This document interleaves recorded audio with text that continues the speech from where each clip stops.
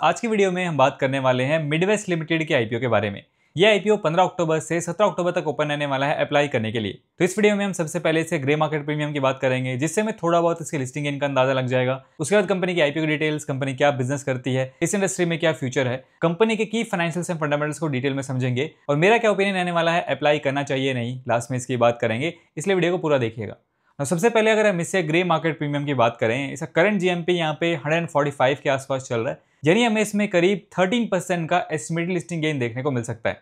यानी पर लॉट के हिसाब से बात करें तो करीब 2000 रुपए तक का फायदा देखने को मिल सकता है अंदाजन। हालांकि देखिए, जीएमपी सिर्फ एक अंदाजा होता है, कोई गारंटी नहीं होती है कि ऐसे ही परफॉर्म करेगा और ये टाइम टू टाइम चेंज भी होता रहता है, इस चीज का भी हमें ध्यान रखना है।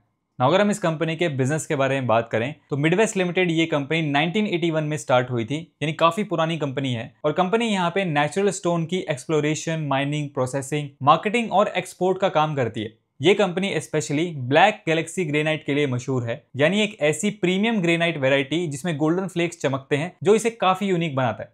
मिडवेस्ट के पास 16 ग्रेनाइट माइंस हैं, जो तेलंगाना और आंध्र प्रदेश की 6 लोकेशंस में स्प्रेड है। मिडवेस्ट का एक्सपोर्ट नेटवर्क भी स्ट्रॉन्ग है। ये अपने ग्रेनाइट 17 कंट्रीज में एक्सपोर्ट करते हैं across 5 continents. And as of 2025 company के पास करीब 1300 लोगों का वर्कफोर्स है।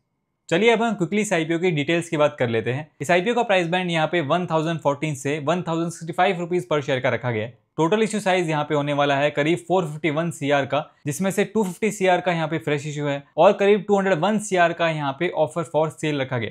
फेस वैल्यू यहाँ पे रखी गई है 5 रुपीज पर शेयर। एक लॉट में यहाँ पे 14 शेयर्स रखे गए हैं, यानी आपको मिनिमम 14,910 रुपीज पे करने पड़ेंगे इस आईपीओ में अप्लाई करने के लिए।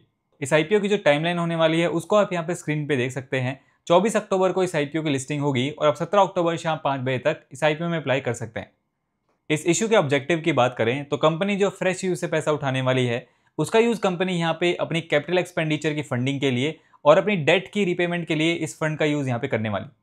चलिए अब हम इसके फाइनेंशियल्स की बात कर लेते हैं, लेकिन आगे बढ़ने से पहले एक सिंपल क्वेश्चन, आप ट्रेडिंग से प्रॉफिट कमा रहे हो या सिर्फ ब्रोकर का मुनाफा बढ़ा रहे हो? सोचो, अगर आप दिन के 4 से 5 ट्रेड करते हो तो 300 से 400 रुपए तो सिर्फ ब्रोकरेज में ही चले जाते हैं। महीने का 8000 और साल का 1 लाख के आसपास। और सबसे बड़ी बात, ये छोटे छोटे कट्स हमें दिखते नहीं है, लेकिन डेली बेसिस पे ब्रोकरेज क्वाइटली डिडक्ट होता रहता है। तो अगर आप भी एक एक्टिव ट्रेडर हो तो ये इनविजिबल कॉस्ट आपका रियल प्रॉफिट साइलेंटली खा जाता है। इसलिए अब टाइम है स्मार्ट ट्रेडिंग का with Stockskart smart trader plan.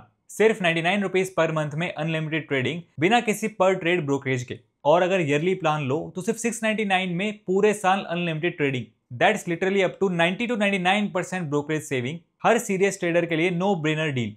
Plus Stockscart एक सेबी रजिस्टर्ड प्लेटफॉर्म है, तो सेफ्टी का इशू नहीं है। और बात सिर्फ ब्रोकरेज की नहीं है, इसमें फीचर्स भी नेक्स्ट लेवल मिलते हैं, जैसे ऑर्डर स्लाइसिंग, जिससे लार्ज ऑर्डर स्मूथली एग्जीक्यूट हो, रियल टाइम मार्केट ब्रॉडकास्ट ताकि बिना डिले आपको अपडेट्स मिले, मल्टीपल चार्ट एनालिसिस एक ही स्क्रीन पर ताकि आप फास्टर डिसीजन ले पाओ, 1 click order placement, expert research tool और 0 हिडन चार्जेस। तो अब ब्रोकरेज देना बंद करो और ट्रेडिंग का असली मजा लो स्टॉक्सकार्ट के स्मार्ट ट्रेडर प्लान के साथ। ट्रेड लिमिटलेस, पे 0, लिंक डिस्क्रिप्शन में है, go check it out now. चलिए अब हम इसके फाइनेंशियल्स की बात कर लेते हैं। सबसे पहले अगर हम इसके एसेट्स देखें तो एसेट्स हमें यहाँ पे अच्छे दिखाई दे रहे हैं। ईयर ऑन ईयर ग्रोथ हमें यहाँ पे एसेट्स में देखने को मिल रही है। फाइनेंशियल ईयर 25 में कंपनी के एसेट्स हैं यहाँ पे 1058 सीआर के आसपास। उसके बाद टोटल इनकम यानी रेवेन्यू की बात करें तो रेवेन्यू में भी हमें यहाँ पे ईयर ऑन ईयर थोड़ी बहुत ग्रोथ देखने को मिल रही है। फाइनेंशियल ईयर 25 में कंपनी का रेवेन्यू था यहाँ पे 643 सीआर के आसपास। उसके बाद प्रॉफिट आफ्टर टैक्स की बात करें तो फाइनेंशियल ईयर 23 में कंपनी ने 54 सीआर का प्रॉफिट रिपोर्ट किया है, जो फाइनेंशियल ईयर 24 में इंक्रीज होके हो गया 100 सीआर के आसपास। और फाइनेंशियल ईयर 25 में फर्दर इंक्रीज हुआ 133 सीआर के आसपास कंपनी ने यहाँ पे प्रॉफिट रिपोर्ट किया। तो प्रॉफिट के अंदर हमें यहाँ पे ठीक ठाक ग्रोथ ईयर ऑन ईयर देखने को मिल रही है।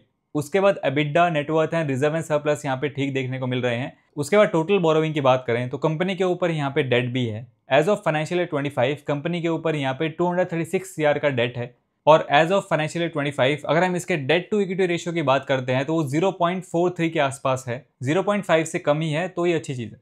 और अगर हम इसके फंडामेंटल्स की बात करें तो कंपनी की आरओई, आरओसी एंड आरओडब्ल्यू यहाँ पे अच्छे दिखाई दे रहे हैं, 15% से ऊपर हैं, तो ये अच्छी चीज़ है। कंपनी का प्रॉफिट मार्जिन भी यहाँ पे अच्छा खासा देखने को मिल रहा है। और अगर हम इसके पीई रेशियो यानी प्राइस टू अर्निंग रेशियो की बात करें तो वो यहाँ पे करंटली 27 का है। और इसके पीई रेशियो को इसके पेयर ग्रुप की कंपनी से कंपेयर करते हैं तो लिस्टेड पीयर्स में फिलहाल इसकी एक ही कंपनी है जिसका पीई रेशियो यहाँ पे इससे काफी कम है। मतलब मुझे ऐसा लग रहा है थोड़े बेटर प्राइस बैंड पे कंपनी यहाँ पे इस आईपीओ को लेके आ सकती थी।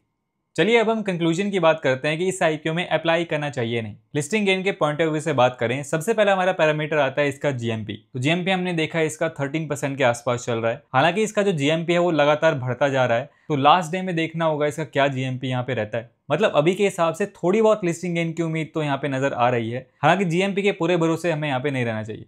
सेकंड हमारा पॉइंट यहाँ पे आता है इसकी एंकर लिस्ट। तो इसकी एंकर लिस्ट की अगर मैं बात करूं तो पर्सनली मुझे इसकी एंकर लिस्ट यहाँ पे अच्छी नजर आ रही है, चाहे वो एफआईआईज हो या डीआईआईज हो। जाने माने नाम इसकी एंकर लिस्ट में नजर आ रहे हैं। मतलब पर्सनली अगर मैं रेट करना चाहूँ तो 10 में से 8 नंबर मैं इसकी एंकर लिस्ट को यहाँ पे देना चाहूंगा।